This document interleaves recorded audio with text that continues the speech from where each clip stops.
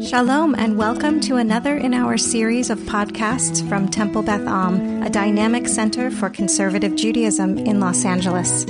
This is a recording of Rabbi Adam Kligfeld's weekly Rashi study class. We are on the last few verses of the 5th chapter of Shemot Exodus, and we're going to be getting close to finishing the Parsha today. And maybe we'll even do a siyum at our next in-person class, which is 2 weeks from today. Let's review verse 22 before we jump forward. Vayashav Moshe el Adonai, Moshe returned to God after this encounter with groups of people that we never fully defined. Is it just Moses and the supervisors? Is there a third cohort led by Datan and Aviram there? We'll put that behind us. Vayomar, and he said, quote, so if it's a Vayomar as opposed to Vayomer, it's introducing a quotation. Adonai, my Lord, Lama hareota la'am hazeh. Notice, by the way, that it's pointed not lama, the way it's pronounced in Hebrew, but lama. For what? For what reason, right? Lama means lema, to what? For what? For what reason, so the stress on lama, hareota la'am hazeh, have you done harsh things to this people? Lama zeh shalachtani. Why zeh? Why this? Why did you send me for this? And Rashi gives us an answer from which we have to divine his question. His answer was, V'im tomar, and if you should say, God, as if Moses is saying this as a part of his speech, Ma echbat lecha, what do you care, Moses, about why I'm treating the people this way? Then Moshe would respond, Kobal or Koval ani al shalachtani. I am critiquing you that you sent me. You got me involved because you sent me, and therefore I am invested. This answer means that the question that Rashi had in the verse is, what's the connection between the two things that Moses is saying to God? Because we kind of rush through them quickly, but if you slow it down, what's the connection between Moses saying, why have you done evil to this people? And why have you sent me? Because those are kind of different ideas. Rashi connects them with this kind of imagined conversation between Moshe and God. If you complain, God, or if you wonder, God, why I'm asking you because you put me in this role, and therefore all of a sudden I care. It's like when my wife and I were registering for China and silverware, right? Like, I didn't care, but if you ask me to care, I'm going to care, and I'm going to care a lot. But I'm happy to not care. But if you want me to care, I'm going to care, and I'm going to have an opinion. So that's where we got to, and we're about to read the next verse. But let's first hear from Larry or Diane, whoever put their hand up. Yeah, I did. I'm sorry. So the next verse is the last verse, right? Then, we have two verses. We have 5:23 and then 6:1 of the Parsha. Right. Sorry. So maybe my memory isn't that good. I don't remember we are discussing fully 5:22. And you just made a case for why they're two separate things. But did we already make the case for why they are clearly one thing, why they can be seen as clearly one thing? Make that case. It's reading against Rashi, which is fine. Rashi feels the need to explain why these two, to him, seemingly disparate questions from Moshe to God are there. He conjures a reason, but let's hear you synthesize them. Well, not to go back too far, but just my line of argument, which is different than Joanna's, is that Moses leaves, the overseers, the taskmasters, or the overseers come in. They basically take a different point of view than Moses. And then when they come out, they confront Moses and they said, look at what you've done to us. You've caused this problem. Moses, in this my reading, Moses is shaken by this. He has no confidence. And he goes back to God and he says, basically, you've brought harm to the people by bringing me.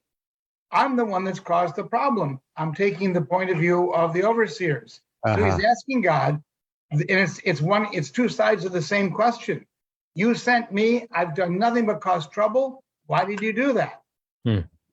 Nice read, right? That's a great Ramban to the Rashi, right? So that's like Ramban saying this is what Rashi says. Fine, I disagree with him. I read it this way, right? There's no reason to create a separation between the two phrases such that they have to be synthesized. They are already synthesized. And then the focus is not on Moshe's peak about what God has done, but Moshe's peak about what God has made Moshe do, right? Right. Moshe is experiencing it the way you're describing it as, you've made me the bad guy. I keep making things worse. So when I say to you, why are you doing evil to this nation? I'm really saying, why have you made me do evil to this nation? Right. What I'm thinking this sounds like it's like a funny association, but it's the one that came to mind. I heard a line from a movie in my head as we were talking about this, and I was trying to find the line. Frisco Kid, which was one of the great movies ever, of course.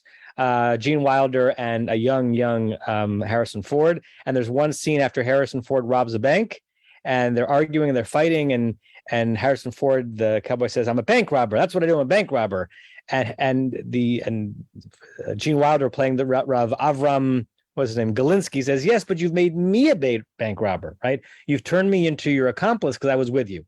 Right. So it's like a poignant scene in a silly, wonderful movie. And you're reading it, Larry, as Moshe saying, God, you do whatever you want with this people, but you've turned me into the instrument through which this is happening. So therefore, they're one idea. That's a lovely synthesis. I like that a lot. Rick? Hi. Not sure exactly what to do with it, but the use of the word zeh, I think, is important. When Moses is first introduced, he's just called a zeh in the basket there. He's just a baby, and now he's grown up to do this. So you have zeh a couple times here. The poetry of lama and la'am, and then lama again, the use of those letters, and like you pointed out, one time it's lama for what, and one time it's lama as why. So it's artistry of the Hebrew, and there's something going on there that Moses is calling it this people, and why are you doing this instead of my people or our people? Or I don't know if he's fighting for them, but I don't know if he really feels a part of them or not. I don't know, but yeah, there's something there. Thank you, Rick. What you pointed out makes me realize something for the first time, is that not only are the two lamas stressed on different syllables, which might just be a trope thing for a word that doesn't need to be stressed one way or the other. The first one is lama, the second is lama, but the word is actually pointed different because there's a dagesh in the mem of the second one, and that's beyond my pay scale. Why I'm pretty good at dageshes, I'm not sure why there's a dagesh in the mem of the second lama. And I don't know what's the chicken and what's the egg here in terms of why whether it's because the length of the vowel. Yeah. If it's a half long vowel or a short vowel or whatever, you need the dagesh to close it. I don't know. Yeah, it's sort of like saying that the dagesh and the mem, that second one is lam ma, right? That it's like doubling the mem. But yeah. I can't tell you that I understand exactly why. I also think that that zez are either mean everything or nothing in the Torah. That you probably are aware there's a zeh with a long trup when we're meeting Noach, then a parshat Breshit, zeh Yenachamenu, and it's a single syllable word that just means this. But sometimes the trup calls attention to why we're focusing on this particular this, pun intended, and sometimes it just is this. Joanna. So I'm thinking in my mind, like, is there a possible difference between the two, between lama and lama? And so, like, if you think about the sentence, like, I'm leaving for work now. And if you ask the question why, the answer is so that I get there on time. But if you ask the question, like, to what end or for what purpose, so that I can make some money and support myself, right? So there can be a nuance in in a way, those two phrases could be getting at two different things just by very virtue of the question is not exactly the same from the very first word. That is different words because they're different types of why questions. Yeah. What's the explanation versus what's the intended outcome? Yeah, interesting. I was looking at Uncle's. Uncle's translates exactly the same. He has a vav in between. He has lema, and then he puts a ulama and, as if he's putting an and between the two questions. But the words themselves are the same in Aramaic. Okay, let's go to verse 23, our penultimate verse of the Parsha. Notice, by the way, that this is one of the places where our text and its divisions disagree with the Christian division of chapters. So we are about to read the last verse of chapter 5 of the book of Exodus, which is a Christian destination. And then we read the first verse of chapter 6 before we end Parshat Shemot.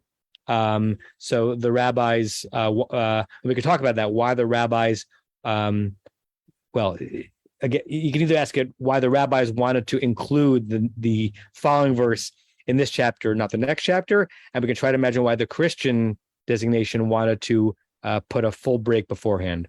But let's read it. Matt, are you in a place where you can read verse 23? Maybe. Hold on a second. Sorry. No, I'll pass. Okay. Renee, do you want to read verse 23? Okay. ומאז באתי אל פרעה לדבר בשמך, הרע לעם הזה, והצל לו הצלת את עמך. Okay.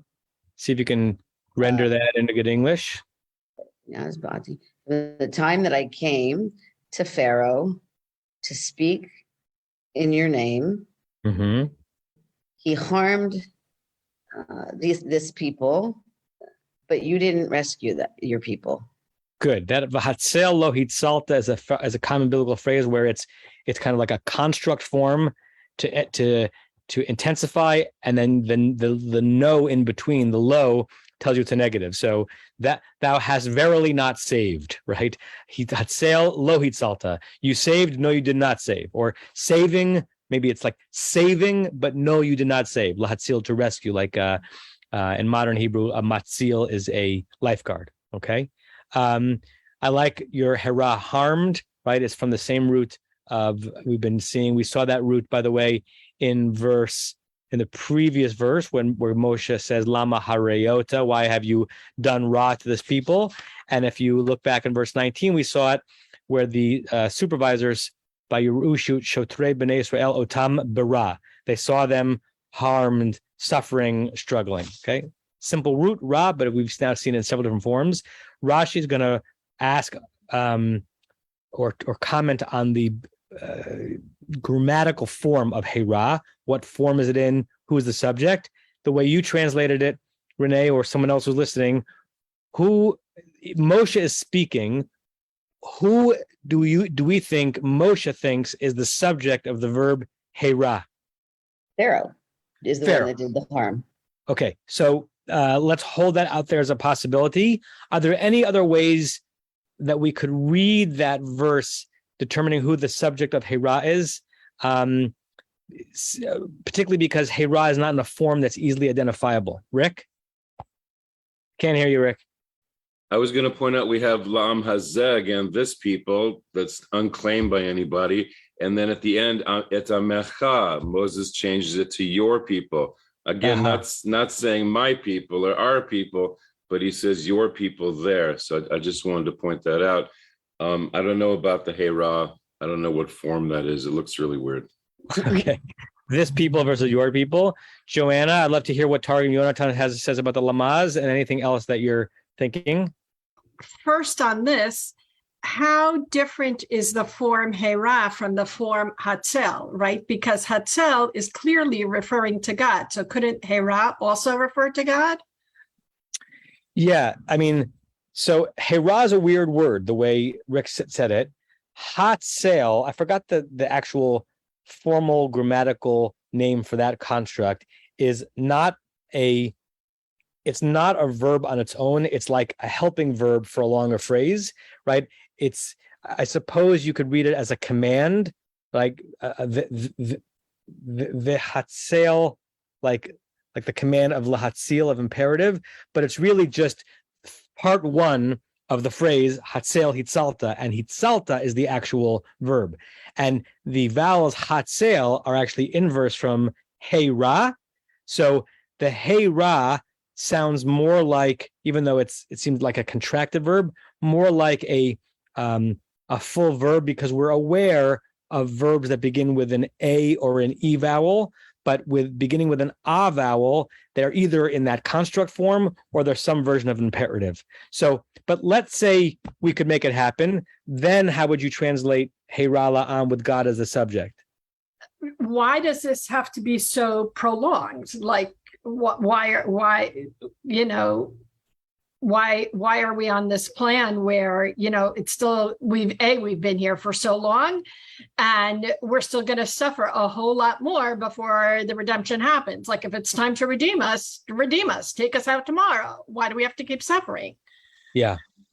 I think if Moshe were speaking to God with the Hera, it would be something closer to Harayota, like we had in the previous sentence. Like, you are the one who's been evil to this nation. The Hera smacks of a third person, not a second person, and Moshe is speaking to God here. If we pull back, there is this sense that, going back to the way Larry read it before, ever since I came to Pharaoh, right? That me'az is kind of an ever since. Ever since you put me in a position to come to Pharaoh to speak in your name, this nation has suffered, whatever the subject of Hera is. We'll get to that in the Rashi. And going back to you, God, in an accusatory way, you've not done the very thing you said I was going to help you do when you spoke to me in the bush, right? So this is, and I'm setting up Rashi here a little bit, this is direct effrontery from Moshe to God, right? You've turned me into an evildoer.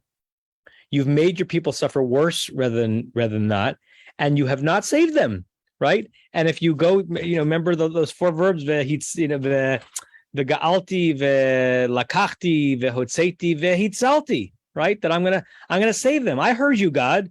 Hatzel lo hitzalta. As of now, you're 0 for 5 at any of those redeeming words.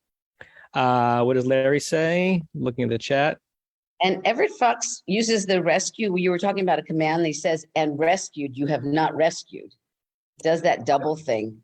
Right. That's surely you have not rescued, right? Let me pull up that Ibn Ezra so we can look at it together. It's on the Hera, Larry. Hold on. Okay. I had not seen that Rashi, so that Ibn Ezra. So here it is. I'll actually open it up. So here's what it says. Umilat Hera la'am hazeh pa'al yotzei kamo heru me'avotam. So he's reading Hera actually very differently grammatically than Rashi does. It's a transitive verb. It's not just describing their being in an evil place, but something is happening, and it's similar to Heireu me'avotam. They did worse than their fathers.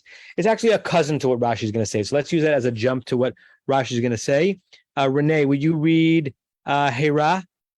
Hera lashon he feel who. Mm-hmm. Yerbeh ra alehem. Here ba ra'a alehem. V'targamu av esh. Av esh. Oh, just says av esh again. Okay, so harmed is in the he feel. And what does he feel? And he feel means it's increased the evil upon them. What does the word he feel mean? What form of that? Like a command. Not a command, but a causative, to cause someone else to do something, right? So right. He says Hera is kind of a shortened version of a he feel. You might have expected it to be Hereya or Haria, but it means to make someone else experience something. So to make someone else experience Ra, Hirba Ra'a Alehem. So now, so he increased the evil on them. Who increased? And God? Pharaoh. I think you were right the first time when you said it, that according to Rashi, the Hera La'am Hazeh is, instead of it lessening, Pharaoh put more Ra'a Ale on them. And to Targumot, just as Onkelos translates it as Av-ish or Av-esh. If you look at the Onkelos on the side, he turns it into this word Av-ish from the root Bet Aleph Shin or Bet Aleph Yud Shin. We've seen that verse before because Rashi and Onkelos handled it that way on the Bira Lemor. I want to share with you something else on that. So hold on one second. So Onkelos on Ba'esh. Well, actually, let's first look at the Hebrew one. So in Ba'ash, that's the Hebrew root from which you get the Hifil, Hiv-ish. That's the exact word that Rashi is saying. To cause decay, to make smell badly, to go downhill, right? So in the Hebrew, lehav-ish means to cause someone or something to be bad, to be decayed, to be less than good and fresh. In the Aramaic, which is the one that Onkelos is using, it's similar but not exactly the same thing. To be bad, to be displeasing, to be ill, to go sick. And in the Af-el, that's the AF here, which is the Aramaic form of Hifil, to make bad, to do evil, to harm one. In some ways, it makes sense that Onkelos says Av-ash, to do evil, which is different a little bit than the Hebrew Hiv-ish, which means to make smelly, to make odious. Where do we know that phrase from? Look, remember this scene. I think we referenced this recently. This is from the Dina story in Shechem. Verse when 21. Yaakov realized, Yeah, and then in the previous Tem. voice it said it. Yivash Tem. correct. And in our when we look back in Parshat Vayishlach, Vayishlach or Vayishav, I think it's Vayishlach, to Jacob's response to Shimon and Levi after they wreaked havoc on the Shechemites. We looked at this verse last week or 2 weeks ago. We'll look at it again. Vayomer Yaakov Shimon beLevi. Jacob said to Shimon and Levi, Achartem oti, you've done bad things to me. Lehav-isheni. There, it doesn't mean lahara. It doesn't mean to do evil to me. It's to make me smelly. It's to make me look bad, to ruin my reputation. These are very nuanced differences. And We lost you. You froze. We lost you again. of Aish, rather than We just. lost you. Am I back? You're back now. Yes. You're back. You We need to lost back about up 10 Whatever you said seconds. before, we didn't hear. sentences. Okay. You need to back up So, a few sentences. It's a subtle difference. It's why Rashi quotes Onkelos in the Aramaic saying av eish, which means to do evil, rather than just turn the hera into a Hebrew hifil, lehav-ish, hiv-ish, which really means to ruin a reputation, to make someone look or smell or be bad in someone else's eyes. So they're cousins to one another's ideas, but they're not the same idea. That's Rashi on hera. Everett Fox has a really interesting comment. Not what actually he wrote, but a comment on it saying that on the people, that Moshe's brilliant use of psychology in dealing with God is similar to what he's going to do again later on in chapter 32, where he talks again about the anger flaring against the people with an evil intent. Got it. Okay. We'll see how that comes up when we get there. Stevie, good point. Thank you for the correction. The languages of redemption. I mean, ein mukdamu muchar b'Torah, but you're right. The languages of redemption are coming up in chapter 6. I had forgotten that. Someone can check while we're going forward if there's any language. Excuse me. Any language of lahatzil at the burning bush. If that verb comes up, I don't remember. It definitely comes up in the languages of redemption coming up in the beginning of Parshat Va'era.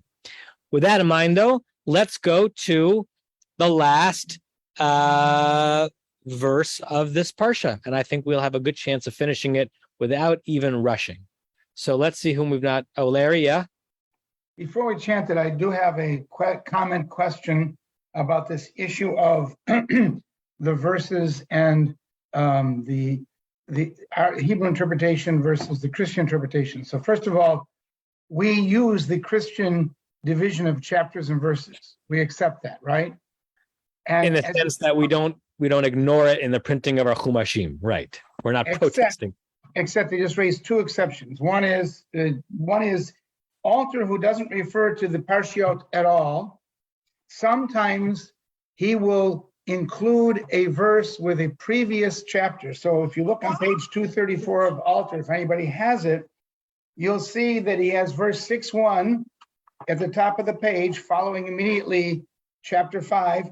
And then starting with verse 2, he has the big print chapter 6. So he's making his statement about where it belongs. Secondly, Rick will remind me where this happened because we came up across it recently. There's sometimes discrepancies in actually how the verses are demarked and notate what number they are. And Rick and I did a Haftarah Plethora recently, and I can't find it, can't remember which one it was, where it starts on verse 2, but some people say it's starting at verse 1 because the Christians divided verse 1 to be in this chapter, whereas we think that verse 1 belongs in the previous chapter. Rick may remember which Haftarah and which prophet it was. We had because we had a animated discussion about it. And I had to convince. Rosh Hashanah or Yom Kippur in the Machzor? Maybe it was Rosh Hashanah. And even in the Luach, which I'm not looking at right now, it says that in some Chumashim, this is marked verses 1 through 22 as opposed to 2 through 23 or something like that. So sometimes there is a discrepancy. Correct. It's very rare, just like sometimes there are creeds and ketivs and discrepancies on actually what word ought to be in a particular verse. So yes, there are sometimes when we point out those discrepancies and oddities, it's actually helpful to focus on the inverse of that, how incredible it is that this text came into fruition and was able to be perpetuated over thousands of years through scribes, right? It's amazing that we have it all together. I find the Talmud, even though the Talmud is later, even more amazing. The fact that the Talmud exists is one of the most amazing things in intellectual and literary history. And even in all the studies that people have done to try to weave together different parts of it that seem broken, it's incredible that editing job was able to take place. And so is the book of Isaiah, and so is the book of Exodus. Thank you. Thank you, Joanna, for doing that gumshoe work. Yes, the verb lahatzil does appear, the burning bush. If you look at 3:8, va'ered lahatzilo miyad Mitzrayim. I, God, am going to go descend to rescue it, the nation, from the hands of Egypt. Ulahalato mina aretz hahi, and to lift up that nation from this land and bring the land of Israel. So when Moshe says to God, v'hatzel lo hitzalta, he's not taunting God with the languages of redemption that are coming up, from which we get the 4 cups of wine, but rather there is a callback specifically to the root lahatzil from before. Okay, let's go verse 6. Chapter 6, verse 1, last chapter of Parshat Shemot. Leonard, do you want to read chapter 6, verse 1? Okay. Vayomer Adonai el Moshe, Ata tir'eh asher e'aseh leFaro, ki biyad chazaka yeshalchem uviyad chazaka yergarshem me'artzo. Good. And before Leonard translates, since this is a verse with pretty easy vocabulary and pretty easy sentence structure, right? You have no hard individual words. There's no words like hera where it's unclear who's the subject. I want all of you, to ask yourself that classic question: are there any words missing or extraneous? Is there anything about the way that the sentence is constructed that can be the source of midrashic material? And that'll help us understand where Rashi is going to go when we get there. Translate. Okay. And God said to Moses, "Now you will see what I will do to Pharaoh, because with a strong hand he will send them, he will let them go, and with a strong hand he will expel them from his land." Okay, right. Perfect translation, right? It's all the phrases make internal sense. God gets the last word, by the way, in the parsha. That might be something to explain why the parsha ends there and not ending on a chastisement, right? That's a, I don't know if that is the answer, but that's a common thing in biblical material. We don't like ending things on chastisements, haftarot, that would end on a chastisement of God to us. We pull back and add in another verse. Eicha, we don't end Eicha with the last verse of Eicha, but we go back to Hashivenu Adonai Elecha v'nashuva, so it ends with something more calming. So maybe it was significant for the rabbis not to end on Moses doing this to God, right? But rather God, I don't know, re-announcing that God is in charge, just a possibility. Questions on the verse? What do you think is a worthy wormhole that might to explore? Anyone? Joanna? A couple of questions. So my first question is, what is the difference between saying Asher e'eseh lefaro? I would think it would be a little more natural to say Ma e'eseh lefaro. Okay. And then the God is speaking and the use of the third person verbs. Why Yishalchem and not Ashalchem? Good. So Asher could have been Ma. The way you may want to render it in English is kind of a that which, right? To make sense of the that which I will do as opposed to a what. I'd be interesting to see. I don't have my Everett Fox in front of me. I'd be interested to hear Everett Fox's translation of that phrase, also Aryeh Kaplan. And your question makes me realize that we may not have unanimity as to who the subject of Yishalchem and Yigarshem is. Your question is suggesting that God is the subject of Yishalchem and Yigarshem, correct? Because, I mean, I would think the only other possibility is Moshe, but if it's Moshe, then it would be in the second person, not the third person. So is there another possibility? God, Moshe, or Pharaoh himself? Pharaoh will come to realize. Right. So if the Yud representing third person singular is a he, and the only he cannot be God who's speaking, nor Moshe to whom God is speaking, but Pharaoh, then it makes sense grammatically, for with a strong hand, he will send him out, and with a strong hand, he will push them out of land. And then a question on that would be, well, then what's the strong hand doing? Because the strong hand seems to be God. That's where Rashi is going to go. So you've uncovered one of the tunnels that Rashi is going to try to fill in. Once we identify who, yeah. The other thing I want to say about that read, though, is like, at least in our tradition, biyad chazakah is a term that will come to be very strongly associated with God. So it's sort of funny, and it reminds me of that one instance, a land flowing with milk and honey is always Israel, except in one point, it's a reference back to Egypt, so right. It's sort of funny, like these phrases that have such strong associations, maybe there is a possibility that, there's the exception that proves the rule. Yeah. So Rashi is focused and irritated by the very same things you're picking up, and his answers will or will not satisfy you. But Baruch Shekivant, because Rashi is also wondering about that. Who is the subject of Yigarshem, Yishalchem? And if so, to whom or to what does Biyad Chazakah relate? Good. Any other questions? Larry, Diane? Chris?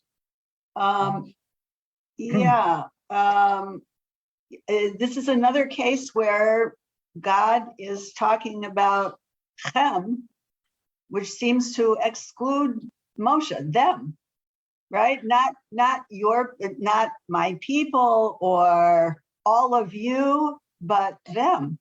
Good. The Yishalchem is a third person plural ending, excluding Moshe to whom God is speaking. So why is that? Why is Moshe not one of the ones that God is saying is going to be sent out and expelled? Good. Other questions, Larry? Yeah, I want to talk about translation. I want to only talk about the second half of the verse after the Etnafta. And so first of all, the confusion between who's being referred to with Viyad Chazakah and who's being referred to with the Yishalchem and the Yigarshem. I'm sure you're going to go into that some more. But the translations are driving me crazy. So to me, the Yishalchem is, I think it's referring to Pharaoh, but in any case, he will send out. It's not he will let them go, as the JPS has, and even as, I'll read it in a second, Ari Kaplan has, but it's more like what Alter has. He will send them off. And I think that's correct. He's sending them, not letting them go. And I think there's a big difference between that. And then the Yigar Shem, I think the two subclauses in there is not only will he send them off, he will actually expel them. In other words, there's a difference between the two. And what's the difference, or what's going on here? What's going on here is the Biyad Chazakah. And the Biyad Chazakah is suggesting that he will be forced to, which is actually the language I think that Aryeh Kaplan uses. He will be forced to because of what God is going to do. So that leads me to question, why the form of the verb Yishalchem, which means he will send them off, and not some form that says he will be made to send them off, which I guess, I don't know if that's Hefil. Would it be Hefil? Yeah, unless the Biyad Chazakah is doing the work of Hefilizing the verb. Well, exactly. So that's what's happened, I think. Right. So, good. So that's close to one of Rashi's answers to one of the questions. Thank you, Joanna, for reminding me that Everett Fox is now in Sefaria. It's just amazing that we live in an era of Sefaria. So I'll show you Everett Fox's translation. Everett Fox always renders Yud He Vav He as YHWH. God, I'm going to say, God said to Moshe, now you will see what I will do to Pharaoh, for with a strong hand he will send them free. It kind of reads that, Everett Fox is reading it, that the he is Pharaoh, and the strong hand is ambiguous. Is it Pharaoh's strong hand or my strong hand? Not sure. And with the strong hand, he will drive them out of his land. It seems to be Pharaonic, right? That both the sending, the driving, and the strong-handedness is Pharaoh's. Rashi's going to say something a little bit different on that. Carol's hand was up. Are you still there? It's down now. You're cool, Carol? Yeah. I was going to say something about why both the phrases. So you are addressing that. Okay. And before I call on Renee, Larry, did you share with us Aryeh Kaplan's translation of that verse? No, I'll read you Kaplan and I'll read you Alter if you don't mind. So Kaplan says, God said to Moses, now you will begin to see what I will do to Pharaoh. He will be forced to let them go. Not only that, but he will be forced to drive them out of his land. Yeah. So Aryeh Kaplan is attaching the Biyad Chazakah, saying it's God's Yad Chazakah is going to put Pharaoh in a position where he's going to have to be the subject of these verbs. It's an interesting resolution to the problem. And Alter does something similar, but a little weaker. He says, now you will see what I shall do to Pharaoh, for through a strong hand, he will send them off. Yeah. And through a strong hand, he will drive them from his land.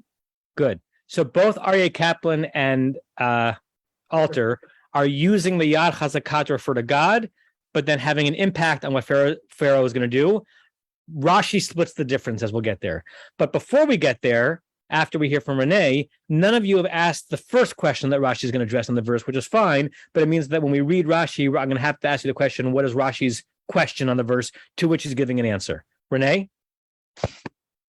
I was just curious why he was asking both questions. If he's going to send, will he send them out, and will he drive them from his land? They kind of seemed unnecessary to ask both of those things, that he could have combined it into one thing. Good. That's another question on the verse. There's a redundancy even on Yishalchem B'Yigar Shem. What does it mean to dispatch and to expel? Do we need both verbs? Is it just rhetorical flourish to end a parsha, which when it was written, did it know it was ending a parsha? Right. That's a meta question on the text. And there's something nice. I always like laning this verse. There's something like ends on a cliffhanger, right? Ki v'yad chazaka yishalchem u'v'yad chazaka yigar shem me'artzo. As a laner, you kind of need both of them, but as you're finishing the parsha, but you actually need both of them for content. Okay. Now let's go to the Rashi. Who is reading this verse? Was it Renee? No, Leonard. Sorry, Leonard. Can you read the first Rashi? Okay. Tir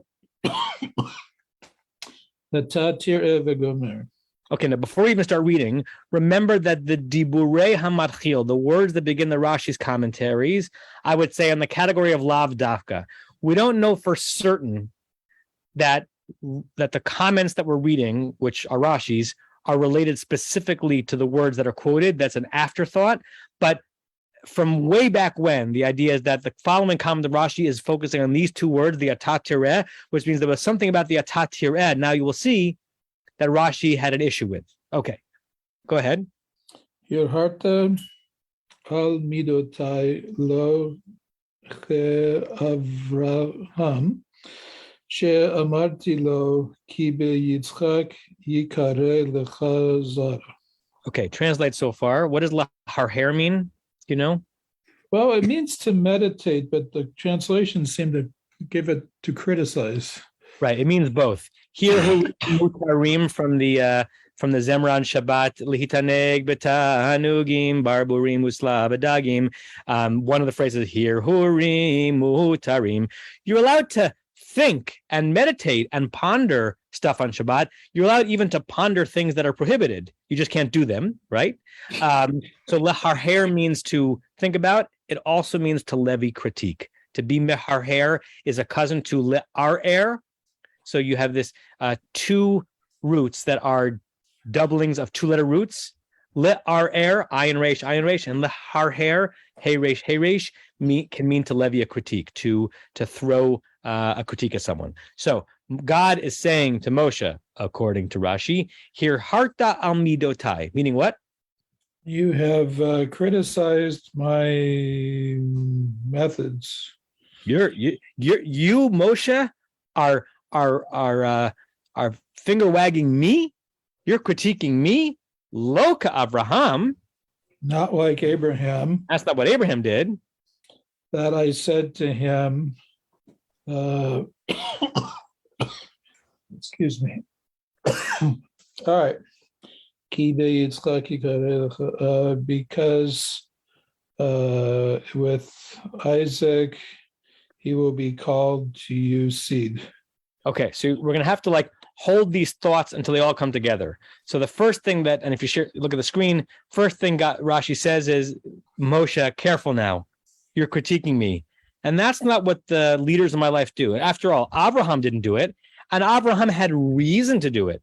Why did Abraham have reason to do it? Look back in chapter 21, verse 12, where I promised to Abraham, verse 12, Vayomer Elohim al Abraham, God said, Abraham, Al Yerah Beinecha, don't be so upset, Al Hana'ar Ve'al Matecha, on this whole situation with Ishmael, Kol Asher Tomar Elecha Sarah Shma Bekola, anything that Sarah wants to do about this boy, just listen to her.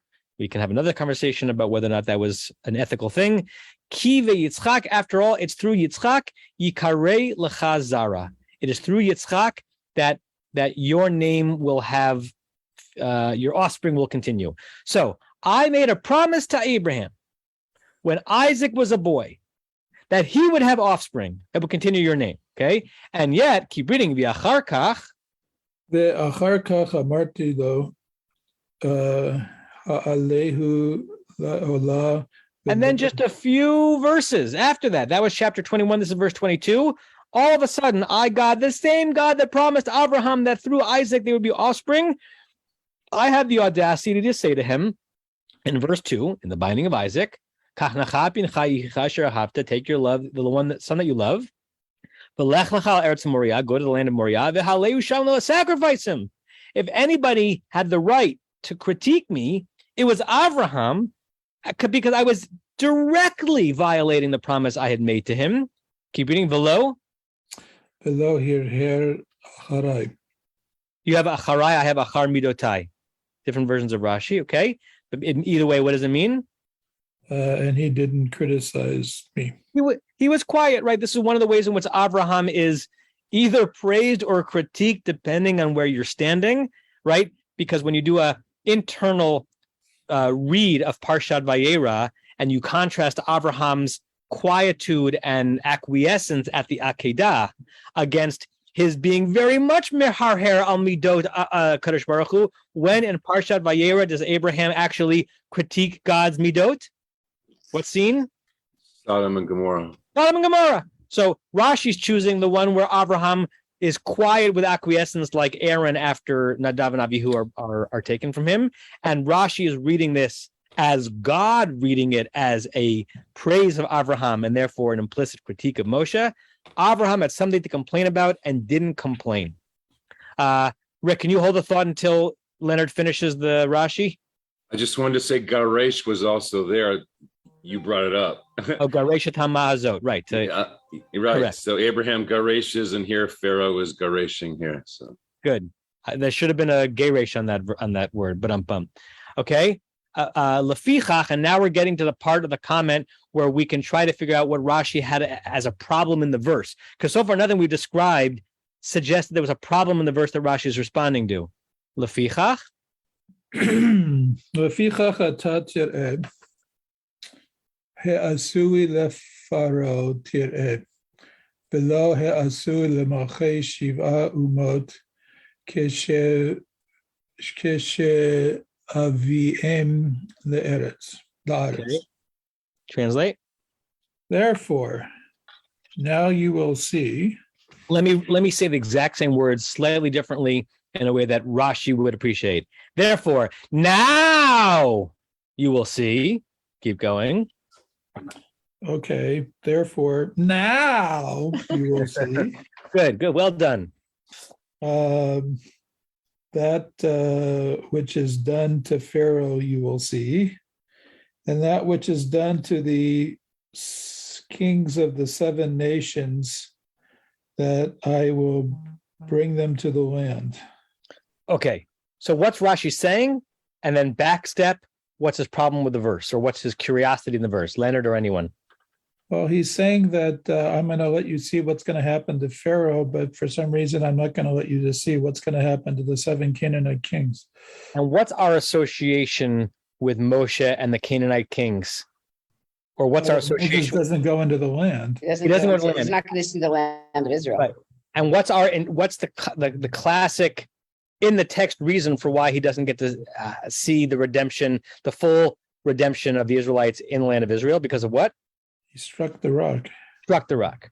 Rashi is quoting a Braita in Masechet Sanhedrin saying there was an earlier reason that God was already beginning to wonder, I'm not sure this guy gets the full reward, because striking the rock is explicit, but here he didn't trust me. And the section in Sanhedrin is longer and compares not only what Abraham didn't do, but what Isaac and Jacob didn't do. Not questioning God's ways.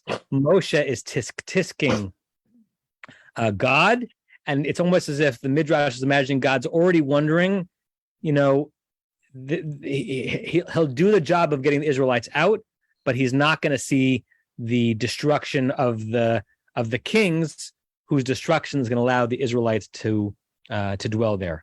Now, pull back. What's Rashi reacting to in the verse? What's the engine for this comment? What word? Ata. Ata, right? The now was bugging Rashi, because the verse could have been Vayomer Adonai el Moshe. God says, Moshe, Tireh asher aseh leFaro. You'll see what I do to Pharaoh, because I'm going to drive him out with a strong hand. The Ata suggests a now. Sometimes now means now, and sometimes now means now and not any other time. Now you're going to see my power. But I'm warning you, Moshe, you keep going like this, you're not going to see the full extent of my power. When I complete the redemptive process and bring him into the land of Israel, you'll be dead and 6 feet under on Har Novo. So it's an interesting midrashic opening. And this is kind of this happens in midrashic thinking, that things that we know in the narrative had precursors, that they were born earlier, and they only fully fleshed themselves out in the narrative later, but they were already kind of seeds that had begun to flower. That's the way the human mind works, right? We make decisions, and sometimes we're aware that the kernel of that decision happened earlier, but it wasn't until later on that it begins to flourish and become a plant. That's what the Midrash is playing with here. Okay, we have 6 minutes left. Let's see if we can, again, without rushing, do the last 2 Rashis. They're a little bit simpler than the ones that we just read, but now we get to Rashi's resolution on the question that Joanna and others were talking about. Who is the Yad Chazakah? Who's doing the sending out? Leonard, take us home. כי ביד חזקה ישלחם, מפני ידי החזקה, שתחזק עליו ישלחם.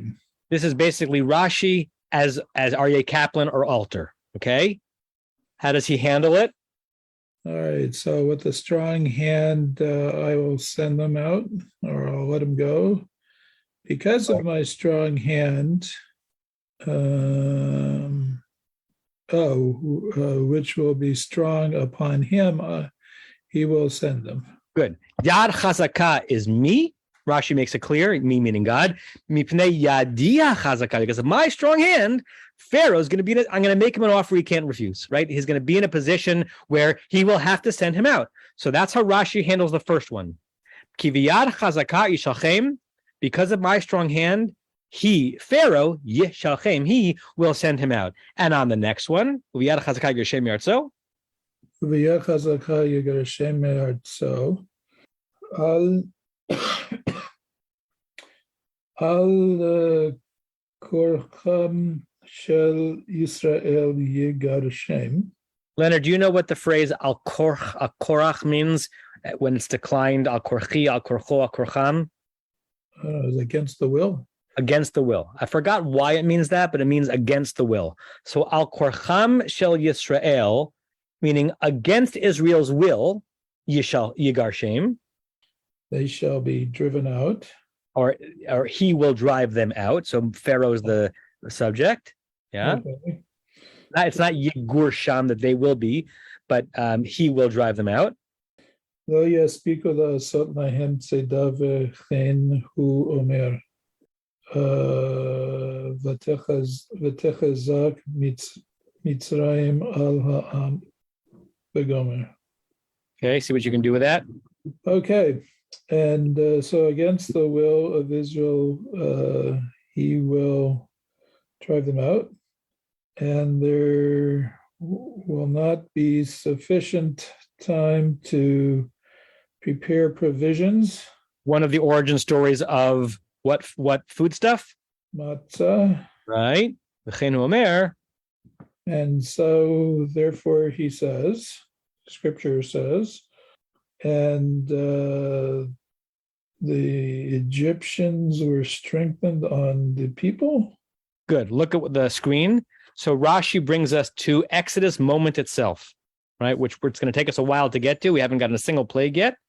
And the moment of Exodus, it's almost like they're in chapter 39 of Breshit. It's hard to synthesize all of the subtexts of who's doing the selling of Joseph, the Ishmaelites, the Midianites, the Socharim. It's very hard to suss out on the exact moment of Exodus. Were they rushing or were they stalling? Were they eager to go or were they hesitant to go? Was the matzah the bread of affliction they took with them, or was the matzah the bread that they didn't have time to let rise, and who's responsible for that? And as we get to that chapter, which will be a long time from now, we'll see that there's substrata of those chapters that make it hard to figure out one line of narrative, but Rashi is focusing on the actual moment, right? So if you go back to verse 31, Vayikra Moshe leHaron, Pharaoh finally summoned Moses and Aaron after the 10th plague. Laila, at nighttime, Vayomer kumu tzumi tochami, get out of here. Gamatem, Gamanei Israel, not just you, but all of the people of Israel. Ulchu, go, if you do it, go serve God as you said you would, and I'm not holding anything back. Pharaoh says, Gam sumchen, gam bekarchem.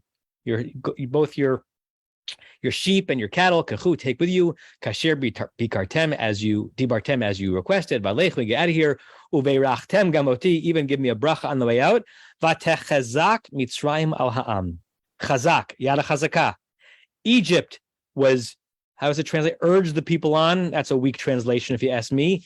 Egypt was strong on the nation. In the exact moment of Exodus, Egypt was using a strong hand, according to Rashi, to push them out.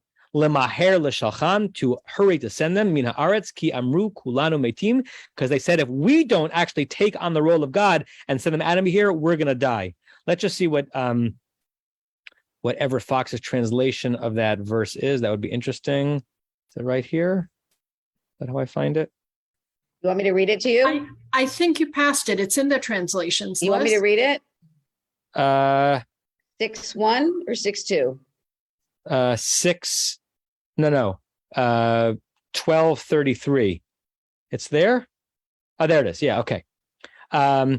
Egypt pressed the people strongly, that's the V'techazak, to send them out quickly from the land, for they said, we are all dead. What does the footnote say? Contrasting with Pharaoh's strong-willed heart of 1027. Okay, so Everett Fox says that the V'techazak Mitzrayim here, the chazak was related to Vayechazek Lev Paro, that his heart was strengthened. Rashi connects it to our verse, Ki b'yada chazakah yigarshem yartzo. Whose yada chazakah does Rashi think is being referenced in the second half of the verse? The Egyptians? Pharaoh's, right. Pharaoh. Rashi splits the difference. Joanna and R.E. Kaplan and Larry and what's his name? Norcal, Alter, think that both of them are gods, and that means that God is forcing Pharaoh's hand. Rashi reads it differently. With my strong hand, he will be forced to send them out. And then in the moment of Exodus itself, the Egyptians are going to have to brandish their strong hand, and they're going to be so ready to be rid of the Israelites that their Yad HaChazakah is going to be represented and manifest. Really interesting and artful translation. Let's see what the chat is, and then we'll close. Very good. Right. So we've got both verbs in both places. Tam Parshat Shemot, or Tama Parshat Shemot. We have finished Parshat Shemot with all the Rashis. Who has a notation of when we started this? It's a while ago, right? It was pre-pandemic, so it's like 2.5 years. It was pre-pandemic because it was Norm started with us at the start of Exodus, and that was probably November of 2019. Yeah, I have a memory that our siyum for the book of Genesis was like November, December 2019. So we probably started this around then, which means that Parshat Shemot, which is a long parsha, has taken us about a year longer than usual. Usually we do a parsha in about 18 to 20 months. It's taken us 2.5 years. And we'll see how long Va'era takes us. Yashar koach to all of you for studying with such. Chazak. Next week, Leonard, you're teaching on Zoom? Yes. 2 weeks from today, in person, Pilch Hall. Come unless you're terrified on a COVID level, and there's no judgment, but please make that be the only reason why you will not come. I'll send out an email beforehand to remind you. Come with some snacks and treats, maybe even a little l'chaim, and come with, if you'd like, I don't know, a 30 to 60 second Dvar Torah on something that we studied in Parshat Shemot. It's been a while since we had a siyum. We should celebrate, and then we will start Parshat Va'era. You have been listening to another in our series of podcasts from Temple Beth Am, a dynamic center for conservative Judaism in Los Angeles. If you enjoy these podcasts, we invite you to write a review on the Apple Podcast site or wherever you get your podcasts. For more information about Temple Beth Am Los Angeles, go to tbala.org.